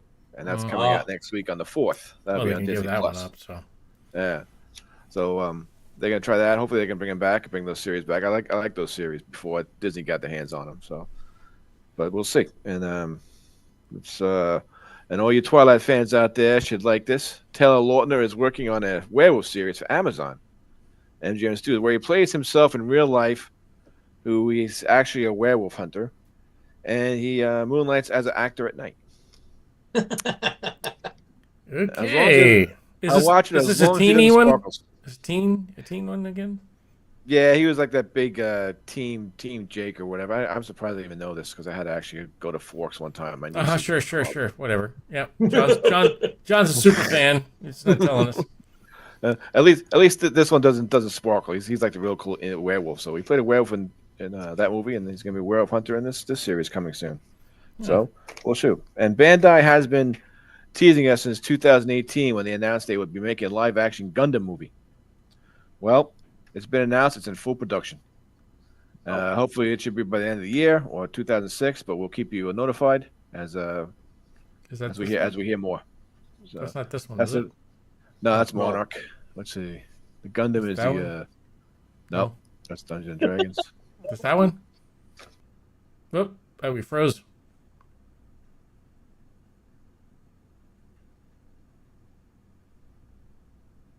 Be fun. So that's what I look forward to, people. I like Gundam a lot. So one of my minions love Gundam, so I can take them to the movies, escape everybody else. So that should be coming next year. And Robert Eggers is writing a sequel to Labyrinth. You know, Robert Eggers, The Witch, The Northman, Nosferatu. He has a list of coming out. First, he's going to do The Werewolf, which he's going to actually say he's going to do it in Middle English language. So it's going to be a very dark series. But Labyrinth is on his neck, the sequel. So if you see Robert Eggers movies and you see puppets, and it's going to be disturbing, but I'll see it. Just don't put any musical in it. Yeah. Hello, my baby. Hello, my darling. Hello. Jim Henson is on board too. His company is on board to make the puppets. So hopefully the puppets will ride in agony, or they'll come out the ride or something. I don't know. That should be fun. Sketchies, yeah. And Netflix is working on a live-action Dungeons and Dragons series. Forgotten Realms. That's a big storyline from years ago. Expected before 2026 at the earliest. So it should be good. Everyone likes Dungeons and Dragons. It's going to be popular again. I'm looking forward to it. And let's see. Let me some D&D. And Peacock has confirmed its popular series Twisted Metal, based on the popular video game, coming out for a second season. Hopefully, look for it this summer. So that was pretty good, funny series. So all the original characters are coming back, and so we'll see what happens. Hopefully, there'll be more violence. Is that violence. Animated or is that actual live action? Live action. Really? Live action. Yeah. I don't think I've ever seen that one. It looks interesting. Yeah, it's pretty good. It's based on a video game, and Apple TV has confirmed production on Monarch 2. It's finished. It should be out year's end. More Godzilla and Kong. Hopefully, I hope Kurt Russell made it, because Kurt Russell was great in that series. Oh yeah. And he had to escape from New York to get there first. Oh yeah. Or was it L.A.? Or was it both? Oh, never mind. It's a great show. Monarch is good. Really good show. Hopefully the trailer should be coming soon. And The Last of Us fans, HBO released the premiere of season 2 April 13th this year. And if you guys haven't, I'll be at Long Island HorrorCon this weekend, and New Jersey HorrorCon Saturday, and get yourself on Daredevil #2. It's the R-rated one. It came out in the comic books. R-rated? What the heck's in it? Appropriate audience, explicit content. What's in Oh it? my God! Tell me what's in I it. don't know. You gotta open it. Come on. I want to send it to No, CSG you can't and show grade it on the show. I didn't say show it. I said open it. What do I want to? I want to send it to CSG and get it graded. Okay, there you go. I need something to retire on. Yeah. Good luck, my friend. Oh boy. All right, John. Thank you very much, man. I'm right, very guys. excited with Monarch. I mean, Yes, all me the too. stuff you cover is cool, but the one that stands out for me is, of course, the Monarch. I really enjoyed that first season, and so let's see how that plays out. Great guests, Bert. I mean, his segment is fantastic always. So I always enjoy looking forward to having that on the show. And and Dr. McCauley's got all kinds of things going on. But you know what? Let's do a round. I got to tell you, it was really refreshing to have a independent film director like Scott Goldberg came on, and he was very honest and open. Told us a lot about what goes on in in the world of filmmaking, and it's not just in the filmmaking, right? I mean, it's just general filmmaking, and he was talking to us. Took the he took the gloves off. I don't think he seems like the guy that he shoots from the hip. Just told us what it's like. Gave us some very honest and open descriptions of what the industry can be like, or not can be, it is, Yeah. and how networking is super important, and perseverance. And he was able to get a great lineup of actors, and it's very impressive what he's accomplished. I'm grateful that we had him on, and so that was one of the things that I really enjoyed hearing from him was, the openness. He shared a lot of the good and the bad that comes with filmmaking. But Bert, any last comments? Oh yeah, these are all the guests that are on from the filmmaking industry or adjacent to them, the ones that prepare the props or the special effects, people who work in this field. They all give these great insights, and sometimes for them it's just a throwaway story, but as fans we're always like, oh yeah, we want to hear more about the day you brought your mom on set and she was starstruck by the one actor. And this is stuff that just fills whenever you consume anything of this franchise. Now when I see Trip Tucker in Enterprise, I always have to think about our guest's mom every single time. It's like, oh yeah, and she was starstruck when she met him. And then Robert Bonjour, the guest, he was like, oh yeah, and I've never seen my mom this way. And it was such a sweet description. And these are just, I like these insights, and some are a little bit darker, some are a little bit more lightweight, some are more about the entertainment business in itself. I think that all entertainment businesses are changing right now. If it's gaming, if it's the movie TV industry, if it's book Comic publishing, books, yeah. there's change everywhere. Yes. Was that agreed. one comic book company going under? Well, you mean like the distributor, Diamond? Yeah. Diamond. Yeah. Yeah, Diamond, they're being everything's being Dynamite. sold off. They they released the list of everything that's associated with the company, and I believe it's in March will be the auction. They'll be cutting it all up and setting it up for purchase by highest bidder, because it's gone. It's finished, unfortunately. So we'll see how that plays out. So there, as it's consumed in parts, we'll see what's left and how the comic book industry picks itself up, because that's a major distributor for especially now. What was left was like the all the indie comic book companies, and then some, distributed throughout the United States. through through them, and now they don't exist. So I don't know who's gonna pick it up. When that was announced, nothing got delivered that day. It's like, ooh, comics didn't come in because they just said they're going bankrupt. There's so many comics and so many independent comics out there now. It's pretty cool. Yeah, we'll see what happens. So, John, any last words? No, I thought it was very interesting on his take on filmmaking, what he did, and how he got all those actors and actresses, because some of them are just legends in horror, like D. Ross, E.T., Cujo. Yeah, I mean, come on. It's unbelievable, and especially to get Shelley Duvall back after 20 years of reclusiveness. That was pretty cool. Yeah. So. And it's funny that I think Shelley Duvall was like, he kept calling and kept calling. One of the interviews I read, he said, this guy kept calling me and kept asking me and kept asking me. I finally just gave in. If that's what it takes. If that's what it takes, by gosh, I'll be. Marion, expect some phone calls again. See, Rob, you thought maybe he wasn't going to say anything. By the way, Superfan Fran is on. Superfan Fran, thank you so much for dropping in. And we interviewed Scott Goldberg, indie film director, put together a great horror film with Shelley Duvall. And I didn't even recognize her in that first time. I was like, yeah. I mean, she's been out of the business for 20 years. But Edward Furlong was in it too. Yeah. So wow, it's like, I mean, it's really cool. Yeah. But Tipsy, any closing? No, I really enjoy listening to first of all, I enjoy the camaraderie we have here, and all the information we have back and forth, and just getting back together with our fans out there and the people out there that got right in back and forth, and we try to recognize all of you. It's great to have you on board, and once again, Cylons rule. But anyways, and Bert, I love your segments, even though Battlestar Galactica is just you'll love the next one. An inferior design to begin with, whereas with the Pinwheel of Death is much better because you have all the way a circular attack. I mean, there's just no way you can get around it.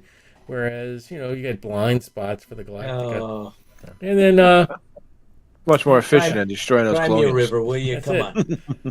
But and then like I said, I love getting the insights to some of the things that we see, and we get to put it. We did talk a little bit tonight in the negative or positive impacts of social media, but here we are on social media. We're creating something for social media that lives forever until they shut something down, and then I think that's important that we actually sit there and put some of this information out. Like Bert was saying, it's like the stories that even the small little tidbits of the stories, somebody maybe 50 years from now or so, and we're gone or something else, are looking for some information in regards to an old show they used to watch or their parents used to watch, and they'll come across the Interfleet Broadcasting, which will at that point in time will be a national name, and a franchise that lives on past CNN, Fox News, and any Searchlight or whatever else. Yeah, we continuously move on. But it's going to live here, and the stories we have, from Jean-Pierre Dorliac, the stories we've had from just about everybody. All our guests, everybody we talked to, all the stuff is out there, and we get to keep it on here, and we get to, get those super stories and those, those great things that we can give out to our fans that watch us, and actually meet some of our fans that watch us at different locations, and. It's great. So I really appreciate you being here. I think we will be back again on Thursday, as we normally are. Do we know who is up next Thursday? Paul Ragsdale. He's another director. Excellent. I thought you were going to say. Minute there, you said Paul. I thought you were going to go. Yeah, Commander Kane will be on next week. Which he should be. Should be someday. Should be. We need to get him back on. Yeah, we need to have a fan day where we have this huge Zoom meeting, and then we have all our regulars come on, and we just shoot the and have some fun. Just have one on after the other, like groups of 3s or 4s, and have everybody come on. We can have everybody on at the same time. We have that capability. We can do that. That'd be kind of fun. Just get the screen full of faces. Yeah. That would be fun. Like the big corporate Zoom meeting was the exception. This one is fun. Yeah, raise your hand. Exactly. I know Mediocre Mana mentioned about doing a show about all the great spaceships we could be talking about. Yeah, not to mention we're gonna have them on. We're gonna have Mediocre Modeler and sci-fiction Owen Cotter will be dropping in from time to time to let us update us on what they have going on, as well as maybe Battlestar Bulletin Board and Sean Shallow would come on, let us know what they're going to be posting. Bert, did you have something? No, I was going to say Mediocre Modeler. Hey, I just need to get back in touch with you in regards to. I need Pete's. I see Janet and Charlie and. Yeah, if we go deep on spaceship designs, this could easily fill the evening. So we need. But it could get ugly. No problem. There's enough material out there. It could get ugly. Oh, that's there, for sure. More than enough. It would be fun. A lot of fun. So let's look forward to that, guys. Thank you very much for tuning in. This is our good night to you guys, to everybody out there. Thank you again for watching us live. Everybody that watches us later, also thank you for tuning in. Thank you for listening to us. We appreciate you very much. We appreciate you very, very much. So thanks for tuning in. Hope to see you again at our next show. And stay safe, everybody. Keep the faith. And as we say here on IFB, fans feel the fleet. Fans feel the fleet. Cheers to you guys.